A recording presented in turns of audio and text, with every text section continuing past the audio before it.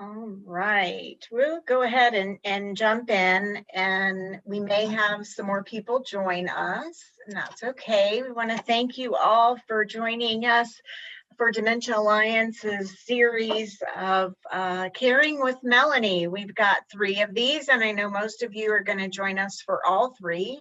And we're so glad to have you with us today. We're going to talk about scams and fraud and finances and those types of things that can be a real challenge with our loved ones living with dementia. Really quickly, I wanted to thank a couple of sponsors for helping us provide this. We have Capital Financial Solutions and the Reserve at Mills Farm, and then also Aware Senior Care and Eastside Pharmaceuticals. And they've all been instrumental in helping us pull this together. So we really want to appreciate them. We thank you all for joining us, and we're glad to have Melanie Bunn back with us again today to share her wisdom with us. So Melanie, believe I've made you a co-host, so you can just jump right in and get started. I did want to let everyone know we are recording this, so if you would like to turn off your camera or change your name, you're welcome to do that, though we would love to see your smiling face if at all possible. So Melanie, you can take it away. Thanks, Lisa, and thanks to everybody for being here. And really thanks a lot to the sponsors for supporting this work, because this is really of the, all of the things we talk about have potential to make a big difference. But this is one that I think is really you only get to make these right decisions once. Because once money is gone, it's gone. You can't spend it again. And so this one, I think, is particularly timely, particularly important. And that's why I'm so grateful that we have this opportunity to be together to talk about something that, is part of life with dementia, but maybe something that we might be able to have some impact on it and make work a little bit better. So let's go ahead and get started. I'm sharing my slides with you. You should be able to see them. I'll make these available to Lisa. She can make them available to you. Never hesitate to ask if you need additional resources and information, but you will get these. So just relax and kind of listen. You don't have to be writing down all of your notes unless that helps you. If it helps you, go for it. So we're going to be talking about scams and fraud and finance kind of issues associated with dementia. We might throw a little bit of COVID stuff in there as we go through along the way, but let's go ahead and get started. So I'm always curious about who else kinds of thinks about things the same way I do. And so I found this research project. And so this was done through the Alzheimer's Disease Center at Rush University in Chicago. And I found it a really interesting perspective, because what they did is they studied 935 people who were healthy. These are older people who are not identified as having dementia. They're able to agree for themselves, intact, doing well. They agreed out of the goodness of their hearts because they like to help, and they participated in a scam awareness evaluation. And so they had questions that were things like, I answer the telephone whenever it rings, even if I don't know who's calling. Um, and questions like, if something sounds too good to be true, it usually is. So they took those answers to those questions and they came up with a scam awareness score. And so a high number was people who were really susceptible. So people who really were very gullible, people who were very open, didn't do a lot of filtering and screening and thinking maybe, maybe not. So people who didn't have a lot of filters. And what they found was when they followed people for 6 years, what they found was people who started the study more susceptible. So they started the study not being very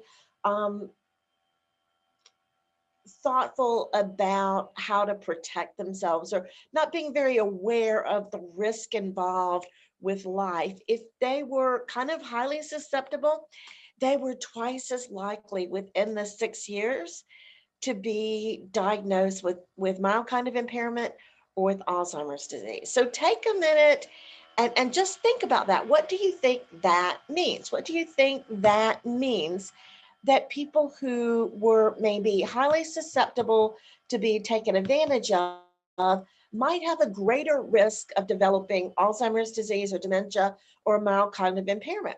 So if you feel like unmuting and responding to that, or if you want to just drop it into the chat, um, take a moment and do that. Why do you think people who are more susceptible to scam might later on be found to have Alzheimer's disease or dementia or mild cognitive impairment? What are your thoughts?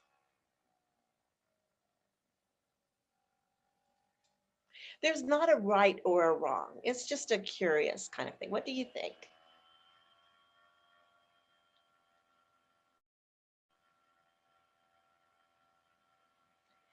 So they're more susceptible and they're more trusting. So yes, absolutely, they're more susceptible. Easy for me to say, susceptible or trusting, and so they were at higher risk for developing dementia or Alzheimer's disease. So what do you think, or MCI?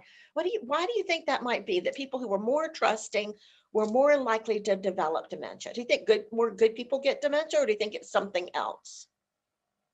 Okay, so Patty dropped in something really important, less analytical. So less able to really think about things in a really more comprehensive kind of way.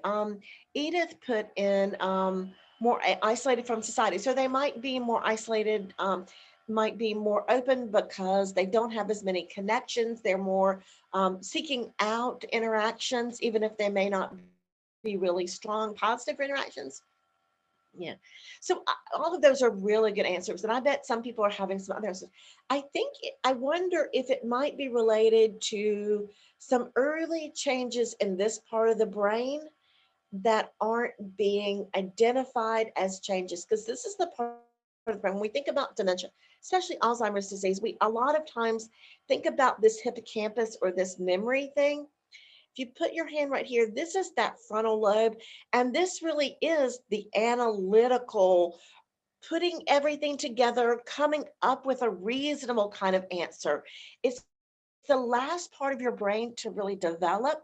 And I think, and this study seems to support, that it may be the first to start showing symptoms. So people might be having some trouble in this really sophisticated analysis, putting things together, filtering through, is this reasonable? Is there something wrong with this?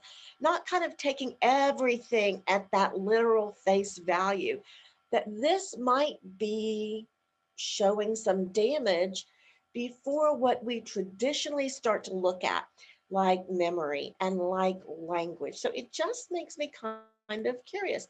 And it really does support what we're going to talk about as we kind of continue through this session. So if we start to talk about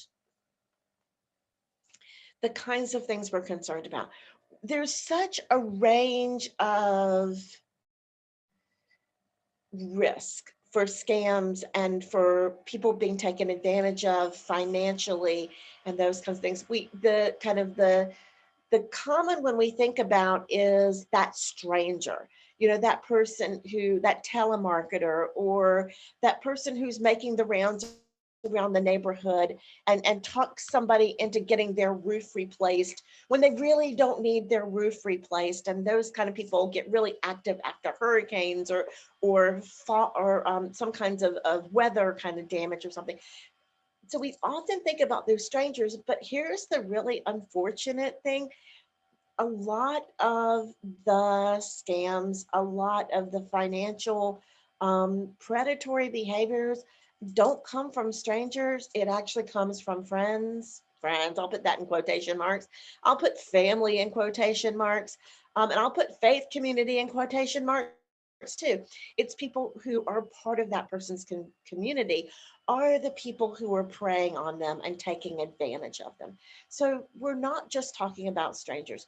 We're also not just talking about, we're hearing a lot about things online, things on phone calls and things, but it's also a lot of in person. And often those in person kind of interactions are even harder to screen for because people are personal and they're charming and they're mean and they're evil, and they're taking advantage. So it's not always that online, that distance is often that in-person kind of experience that sets that person up to be taken advantage of. It might be, we think often about people selling things, trying to sell something to the person or oversell to the person. But we also have a lot of older people who are taken advantage of by somebody buying their things. So someone walks up and says, I really like your car. I'd like to buy it. Here's a check, give me the registration and give me the title. And they bought a car for way under what it might be worth. So it could be selling, it could be buying. And it could be things that are fake, that really don't exist, things that are completely unrealistic, or it could be things that are real. These are real things. They're just not valuable like they're being, the way they're being sold. They're really not at worth as much as is being offered to the person living with dementia. So some common approaches to this, these are the things that we, kind of categories of things. So identity theft is one of them. And identity theft can be happen to any of us. Older people living with dementia are particularly at risk because they may not be monitoring those things. So this is things like somebody stealing somebody's credit card information. Where it becomes a challenge is if my credit card gets stolen, when I get that next statement, I am very likely to notice that I was not buying hot dogs in New Jersey on Thursday. I'm going to notice that the person living with dementia who may not be monitoring their bills at that level of intention, may not be keeping up with what's going on, just pays that bill. The bill come, they pay it. Next month, the bill come, they pay it. Next month, the bill come, they pay it. So all of us are at risk for identity theft. For people living with dementia, they may not realize that that has happened. They may not realize that they're getting credit card bills that aren't for credit cards that they really have agreed to have. So that identity theft is a big one. The grandparent scam. Now, this is interesting. This actually happened to my aunt. This actually happened to my aunt in Goldsboro. She got a phone call, and the person, the young man on the phone call said, this is, and gave my brother's name. This is, and I'm just going to say Michael. This is Michael. And I've had an accident and I need some money because the tow truck won't take. And so I need you to go to the CVS and buy these gift cards and meet me here and give me these gift cards. And my aunt kind of went, nah, I'm not buying it. I just don't think this is Michael. I don't think he needs these gift cards. I don't think this is really working. So they set up a sting, and the police was there and they caught this guy, and he had been doing this for a while.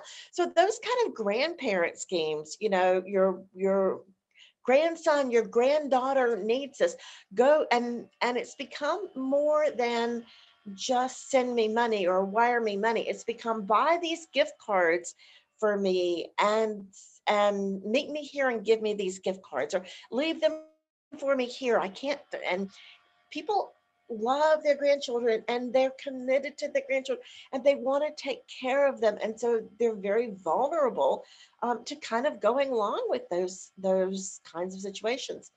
The next group I kind of grouped together because these kind of rotate around. So it might be, you have won. Have y'all gotten some of those, seen some of those on, gotten those emails? You have won $1 million, and to process it, We need to send you to send us $10,000 and then we'll send you your $1,000,000. And people believe this. You know how I know people believe this? Because people keep doing it. And if nobody ever did it, they would stop doing it. So people believe this. You have won a fortune, or I have a fortune. And so if you'll send me $5,000, I will share my fortune with you. Or you've won the lottery, but to collect, you need to send us $200 to collect your lottery thing. These kinds of scams are very attractive to older people, to people in general, but particularly to people with dementia, because it seems like maybe I've really have won the lottery. I don't really, I'm not really keeping up with everything as much. And things are kind of starting to slip and slide a little bit. So maybe I did have a relative in England. My family's from England. Maybe I did have some. That kind of could make sense. There's a family story that says that we used to be rich and powerful. Doesn't everybody have a story in their family that says we used to be rich and powerful? And so maybe I really did have a relative who lived in a castle who just needs $3,000 to refurnish the castle. Then they can sell it. We can get $1,000,000. People believe these kinds of things. Or maybe I did buy that lottery, or maybe I did enter that sweepstakes. Because when things start to kind of slide around and you're not tracking things as consistently as you used to, who's to say that maybe good things don't happen to me? Now, the fourth one we're going to talk about is phishing. And phishing is, to me, a real vulnerable one, because people just call out of the blue, or they come out of the blue, or they send a letter or an email out of the blue, and they ask for those details. They ask for those numbers. So they ask for that social security number, or they ask for that information about your bank card or your credit card information. And they don't really know. They're just trying, they're just fishing for information and hoping that they get the right person, the right information.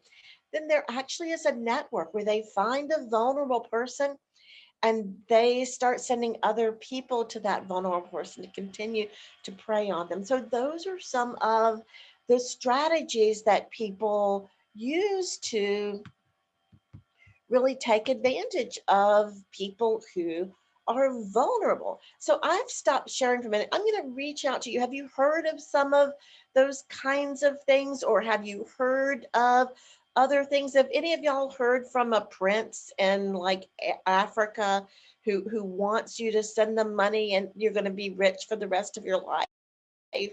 So what kinds of those things have you been approached about, or what kinds of things have you heard about? You can drop it into the chat, or you can unmute and you can tell us some of those things you've heard about or you've seen.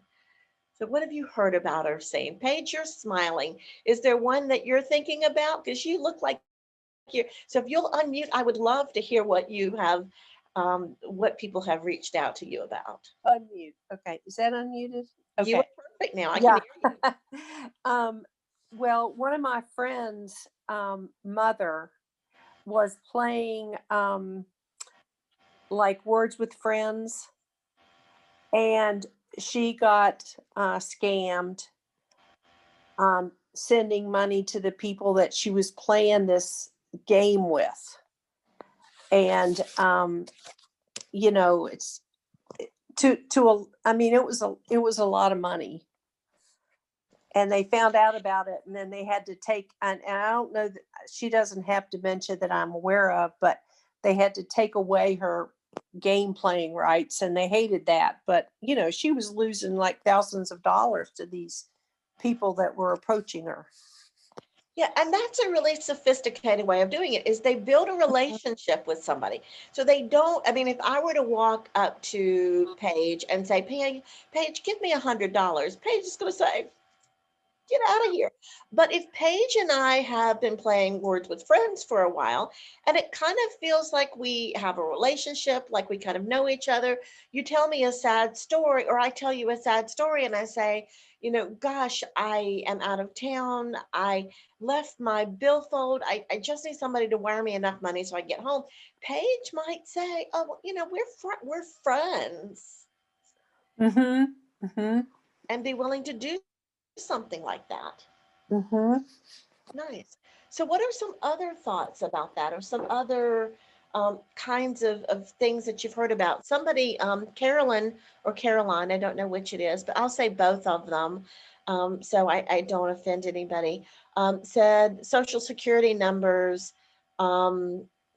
happened to her mother, had to freeze her credit report. So they I don't know what CCR stands Oh, for.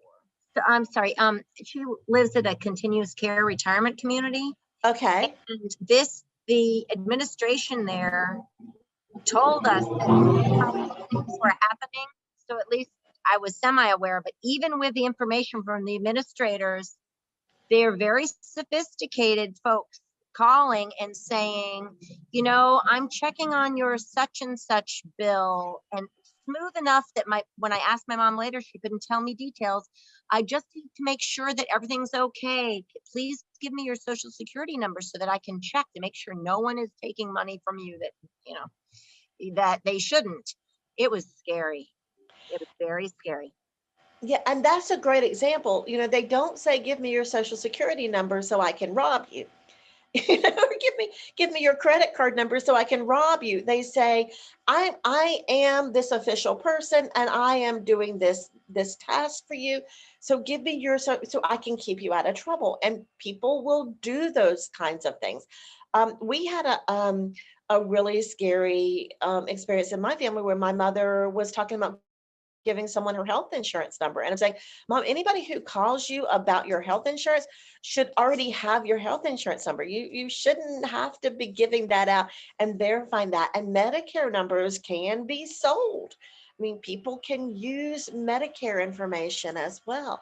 So being aware of that and careful about it is really important. Does anybody else have any other kind of thing that's happened to them or happened to somebody in their life? I get offers for marriage really often on Facebook, from very well. Yeah, Lisa does as well.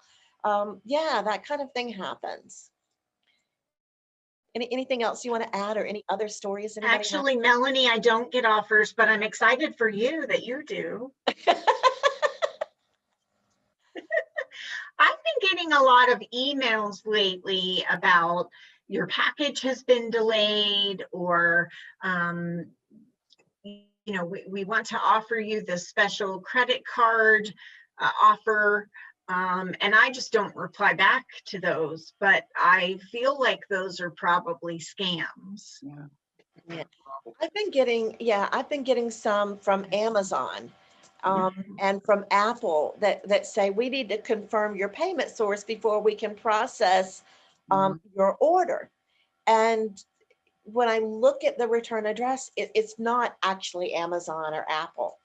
So, and that gets my attention. And I'm a person who doesn't have dementia. I'm a person who teaches about fraud, and it still gets my attention and makes me think maybe I should do that. So it becomes a real challenge. It's really scary for people living with dementia to think about how vulnerable they might be to some of those kinds of approaches or situations. So Miss Freeze is unmuted. Did you have something you wanted to add? Is it Sue or Sue Ann? We occasionally get, we don't answer the phone. We let it go to, so we get occasionally a couple of messages saying that, that we need to contact them because the IRS is going to, fine us for all this money. And if you don't call back with your social security number, the IRS can take you to court and all these threats.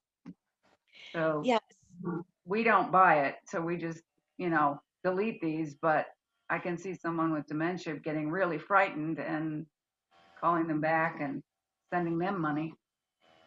Yeah, and good for you for not calling them back and for realizing that. So that is a great example, because how many of y'all, even when Sue just said IRS, kind of went, I mean, there are certain words, there's certain organizations, there's certain groups in our life that kind of go, and when you go, what happens is it gets your amygdala response. So you start to get stress, fight, fight, and fright. You go to your hippocampus and you go, ooh, IRS, that's scary, that's scary, that's scary. And the more active this gets, the more disconnected this gets. So the more emotional you get, the more distressed you get, the more worried you get, the less you are able to think logically and rationally and not go to the most scary, but to stay with the most likely kind of thing.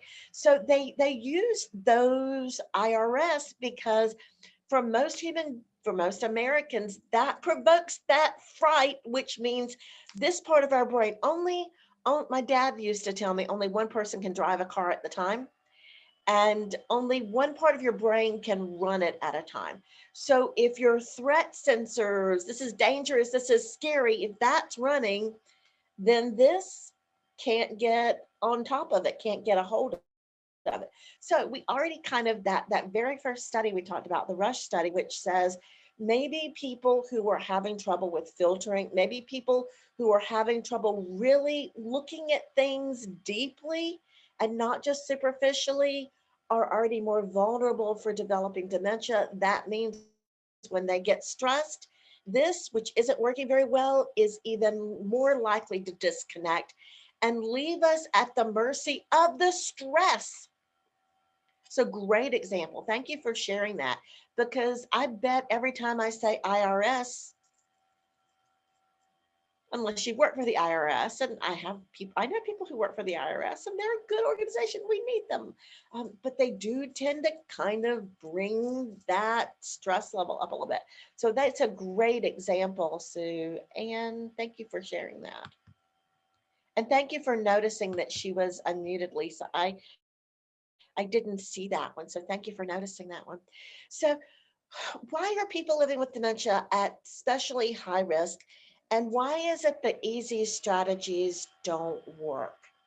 So we're going to spend just a couple of minutes talking about what's lost and what's preserved in the brain. So when we look at the brain and we notice what happens in all of dementias, um, the brain starts to change. So this memory thing right here, this hippocampus, starts to change. And what we really lose a lot of is the ability, particularly with Alzheimer's type dementia, the ability to get new information in. So what we hang on to is what the old information is. So if the old information, if I spent decades of my life, when somebody calls me on the phone, it's usually somebody who, back in the, even when I was growing up and in high school, the 60s and the 70s, I was in high school in the 70s, the only people who called your house were the people who knew you. You didn't get random people calling your house. So if someone calls my house, it means they know me. If they ask me a question, I tell them. So that's the old memory. The new information that we're trying to say is be careful. There are a lot of people out there who will call you who don't know you. So that recent remote gets to be really complicated. We also hold on to emotional memory. And so if I have emotional memories of talking to my friends and my family on the phone, when somebody calls me on the phone, this feels safe and comfortable. This doesn't feel scary and threatening. Maybe somebody coming to the door might feel scary and threatening if I'm not expecting them, but talking on the phone feels safe and comfortable, particularly if it's somebody who approaches me like they know me or like they're there to help me. So that's a little bit about memory, a little bit about the language kinds of changes. Things that are preserved are things like automatic kind of turn taking and answering questions. So if I ask Lisa to unmute and I say, hey, it's Melanie and you are? I'm Lisa. You're Lisa. Lisa, I'm from Raleigh, North Carolina. You're from? Oh, I'm from Raleigh. Yes. You're from Raleigh as well. Yeah. That is wonderful. Yeah. So I drive a red Corolla and you drive A Honda CRV. that's a nice car. And so Hmm. now we're doing this back and forth kind of thing. And I keep doing this back and forth. I keep asking questions. Lisa keeps answering them. Pretty soon, my driver's license number is, Hmm. and now Lisa's gone to get me her driver's license number, my registration. And so it kind of is that automatic kind of turn taking, answering questions kind of thing that tends to be preserved in people living with dementia for quite a while.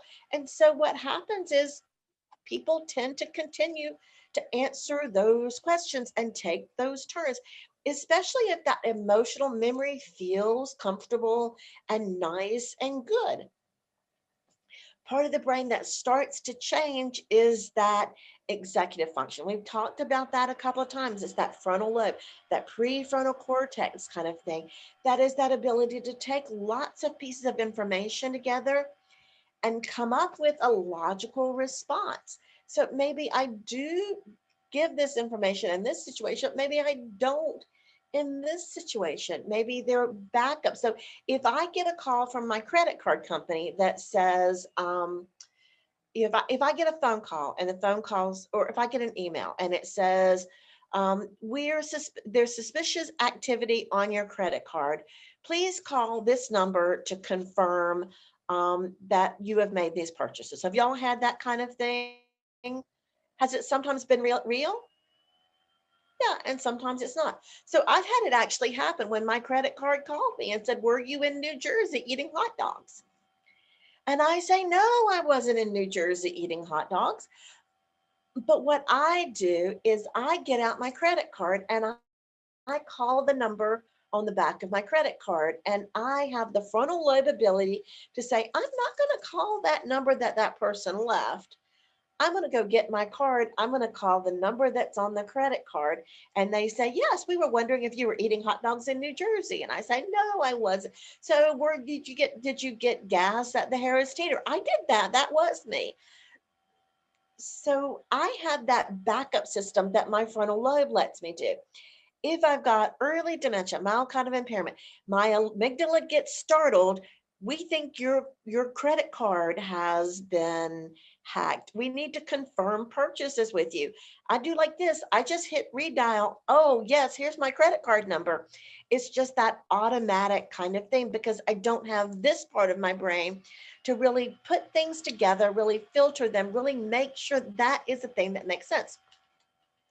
And then there also, and we've kind of implied this a couple of times, but this idea of social relationships, that if somebody seems like somebody I would have a relationship with, this is a friendly person, this is a kind person, this is a person who's being nice to me, and we're engaging in chit chat back and forth, emotionally, I start to feel connected. And now there's this kind of implied social relationship, which makes me kind of feel like it's okay to give this person feels trustworthy, so it's okay for me to give them that information, to tell them those things. So what it really looks like, I am going to go back and share my screen because I am going to show you this picture. And if we start to think about this and pay attention, this part right here, this part at the bottom, this is that frontal lobe. So this is where that logic and reason and rational kind of information is put together, figured out all throughout. This is the language part kind of over here. You see all of those big losses. This is sensory motor. We're not really talking about this is vision. We're not really talking about that. But right up here, this frontal lobe. So it's not that the person doesn't want to. It's that part of the brain really is not connecting. This is very similar. This is a normal, healthy brain working on a problem. So that normal, healthy brain is working on the problem. The part that's really working hard is that frontal lobe. That frontal lobe is going, put this together, figure it out, make it work, make it work. And the person with early dementia, the frontal lobe is doing what it's doing what it can, but it doesn't have a lot of to work with. And so what really does start to flare up is that panic, that fight, fright, flight. This is dangerous, do something, make it better. So strategies. So I kind of started to work on this new approach of how do we kind of get through some of these difficult situations. And I'm kind of starting to divide things into doing things together, doing things for, and then monitoring. So the approaches and the strategies, the interventions we're going to use, some of them might be things that we do with the person living with dementia. We do these things together to help life be safer. Some of these things we might do for the person. This is something that it works better if I do this. And then some of the things we're just going to keep our eyes on them. We're just going to kind of monitor what's going on. So some of the things we might do together, or I might actually do for, are ways to kind of manage that contact. Because the more contacts I can reduce, the better off we're going to be with not having that exposure. So if we take away that interaction, then we reduce the chance of that person getting taken advantage of. So I put 3 down here. There are an awful lot of them. This DNAchoice.org, I didn't know this. And so I was suspicious of them. You know, is this really something that is legitimate? But then I actually chased back a reference to them on the AARP site. So they do seem to be reputable, and they get rid of your junk mail. Now they charge you to do it. I don't know how or why that works. I haven't dug into that much, but it's a way of kind of getting rid of some of that junk mail that says, buy this, pay for this, join this, subscribe to this, donate to this. The do not call registry is if you're not on it, if you don't have people, your people living with dementia on it, unless you're just really lonely and you'd like to scam the scammers, or waste the time of legitimate businesses, do not call is a really good thing to do. Now, here's where do not call doesn't do you as much good as you want. Do not call only works for legitimate businesses. So the do not call list doesn't work for the scammers. So it keeps down the legitimate businesses that may be calling to solicit. And that, I mean, just because they're legitimate doesn't mean you want them calling. I'm not saying don't do that, but it doesn't get rid of the people who are doing the illegal, immoral kinds of things. And the other one that can be helpful is this FTC consumer reporting site, which it removes you from those pre-screened credit and those pre-screened insurance opportunities. So you can either do that by phone or you can do that online. So that might be something you want to do with the person living with dementia, or that might be something you want to do for them to kind of just reduce all of those points of contact. Because the fewer points of contact there are, the fewer opportunities there's going to be for fraud and for scam and for financial exploitation taking advantage of. So other kinds of ways to reduce risk have to do with reducing these points of contact. So one of the things, a lot of these have to do with how do you manage people who might legitimately be reaching out for money, or people who might not be legitimately reaching out for money.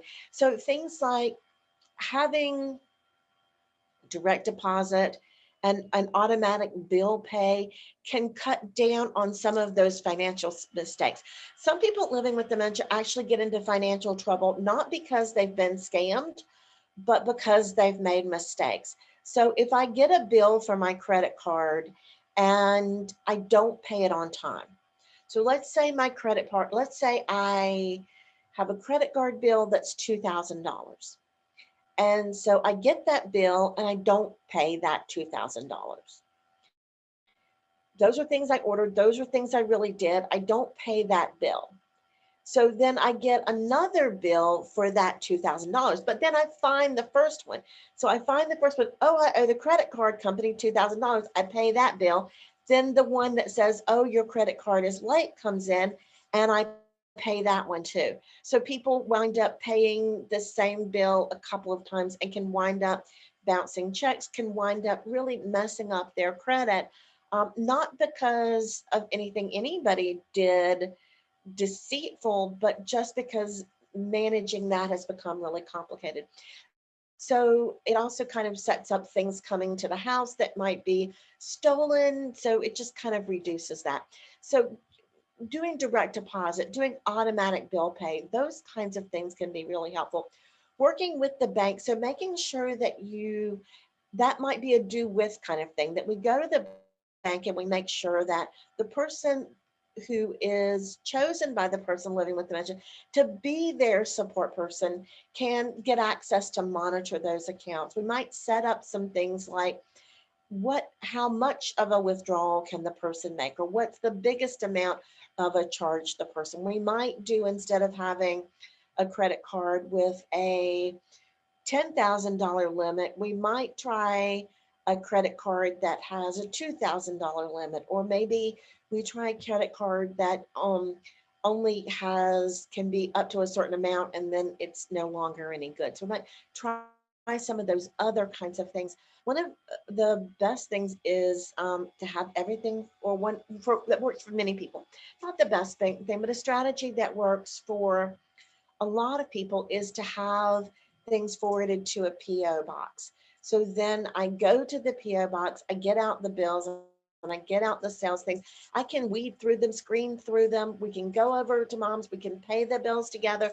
We're done. And that way we're not worried about losing bills. We're not worried about every single thing I've ever donated to sending me a request every month for another donation. And then maybe we want to change a phone number. Maybe we want to unplug the phone. I had a gentleman who, when he was not home, when he wasn't, I mean, he never like left his wife at home alone, but when he wasn't available, he would unplug the phone so she wouldn't answer the phone and buy things.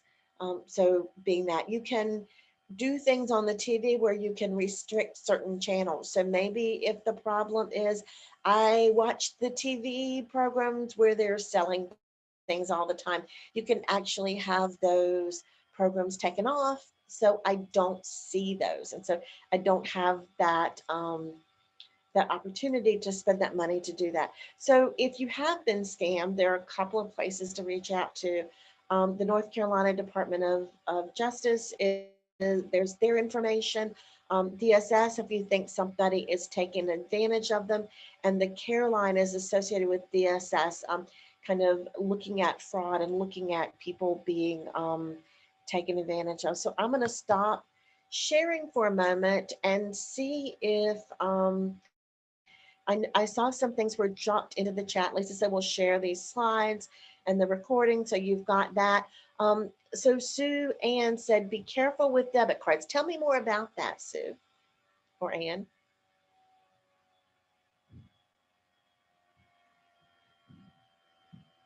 And you probably want to unmute so we can Yeah, hear you. that's what I did. Um, I've always been leery. I won't have a debit card. Because if that gets stolen by anyone, you've lost your money, totally lost your money, whatever's in the bank. Okay.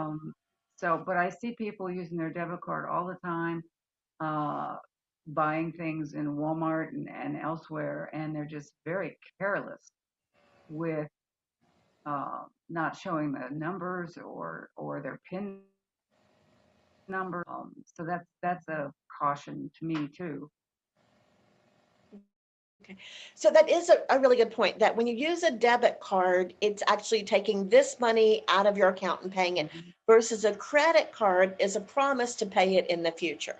And Right. so if you use a credit card, you can actually challenge the purchase. charge. You can actually maybe not have to pay the charge if there's been something that's come up that has been a scam or something like that. You've got some options that you don't have with a bank card or a debit card. So that is a good point to keep up. What other questions do you have, or issues that have come up in your life about scams and about fraud and about those kind of issues of how to manage finances with the person living with dementia? I see from Lisa, are there certain types of dementia or levels of dementia where we need to be more concerned with others? And I think that's a great question. I actually would say we probably need to be concerned before we know there's dementia involved. So I think that pre-dementia stage, those people who are not very suspicious or highly susceptible, so that when we're starting to notice, we think, oh, she's just getting older, things are getting complicated. That's probably when we need to go ahead and set up some of those backup places. That's where we probably need to go ahead and set up some of those, bank limits. We need to set up some of that access to those accounts. We need to go ahead and start doing some of those pieces to prepare for the changes that might be coming up. So go ahead and do that kind of thing. I think all people living with dementia, but maybe for different reasons. So people with Alzheimer's disease, often do forget. I mean, that is a big part of Alzheimer's disease, so they forget. So the person comes up and says, oh, you told me you would pay me this money to take care of your roof. And the person says, well, I guess I did. Here's the rest of the money. And so they can easily be kind of convinced that they made an agreement that maybe they really didn't make. So they forget what they've agreed to, what they didn't agree with. And that can be a challenge for people with frontal temporal lobe dementia. The behavioral variant of that, often they get really impulsive. And so they don't have this filter. And so I'm watching TV and this beautiful woman tells me if I buy this, I will look beautiful too. And so I start buying it. And then tomorrow night, it's another beautiful woman telling me if I do this, I'll look beautiful too. And so people with frontal temporal lobe dementia are often very impulsive in their purchases, and they get talked into things really easily. So they don't have that filter. They often also get people with Alzheimer's disease, people with frontal temporal lobe dementia as well, people with vascular Lewy body dementia can get kind of pulled into, and they really get fixated on saving the planet. So I get really, everybody who reaches out to me and says, send a donation about the environment. And so I start sending donations to the national parks. And then I start sending donations to Greenpeace. And then I start sending donations to all of these people. And it doesn't take long to really spend a lot of money on those things. Save the animals, save the children, save the sea turtles. So those kinds of things are really attractive. And it doesn't seem like very much money. So what happens is I write that check for $10. And what I get next month is I get some note cards. And they say, here's your free gift. Now, could you send us $20? And so now you've given me these free gift cards. It feels like I owe you something. So I then send you $20, and next month I get, oh, we're having a catastrophe. We need $50. And people can really empty out their accounts these are legitimate organizations doing good work, but it doesn't need to all come from my bank account or my mom's bank account or my family's bank account. And so having those filters can be really complicated for people with Alzheimer's disease, with frontal temporal lobe, and other kinds of dementia as well. So Sue kind of said, make it a monthly donation. So then I've actually had some families negotiate and said, I will send you this check under the condition that you never send us anything again. I'm going to send you this check, but then you take us off your mailing list. And some places have been willing to do that because they understand that people can only give so much. So that's another great. So it's kind of drawn. So then it goes to that post office box. And then I know that this is something my my family member would like to support, would like to contribute to. So I do, we do that together, but I also can monitor it and keep up with it so it doesn't get out of hand. So great comments. What are some other things people are thinking about or going through or have had happen to them?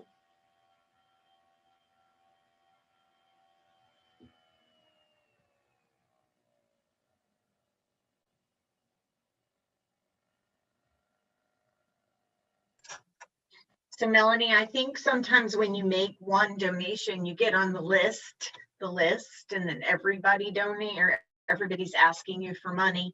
And I actually had a friend who it was sort of that pre-dementia diagnosis who felt like he needed to respond to all of those requests. So he would write to them and say, I'm not going to give you money. Please don't reach back out to me. And so they would keep him on the list, knowing he was opening all the mail and reading it, hoping one day he would give in. And a thing that his family did was they picked their top 3 charities.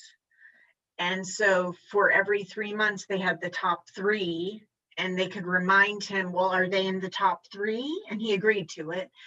Are they in the top 3? I don't remember, oh, check the list, see if they're in the top 3. And most of them weren't. And so then he went, no, they're not. So let's not talk with them. Let's not give them money. Let's only do it for the top 3. So, and those had been verified as legitimate. So that's a great strategy, that idea that we are going to give, we are going to support people who are doing good work and good things, but we're kind of confining it to this.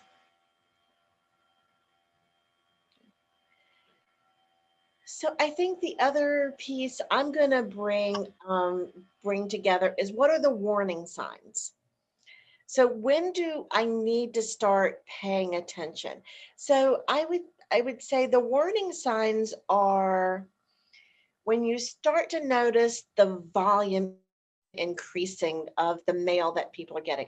So when you're starting to notice that there are more solicitations, there are more phone calls, there's more mail, you go over to visit and the phone rings constantly, that's a time to really start to be aware that there's more of those points of connection that could lead to some kind of fraud or some kind of being taken advantage of. So I'm going to notice when that starts to happen. I'm going to notice when the person living with dementia starts to appear to be hiding things from me and keeping things from me, because a lot of those scammers will really enforce don't tell anybody. Now, that seems like I'm talking out of both sides of my mouth, because I just said, the problem is people don't remember stuff. And now I'm saying the problem is they do remember stuff.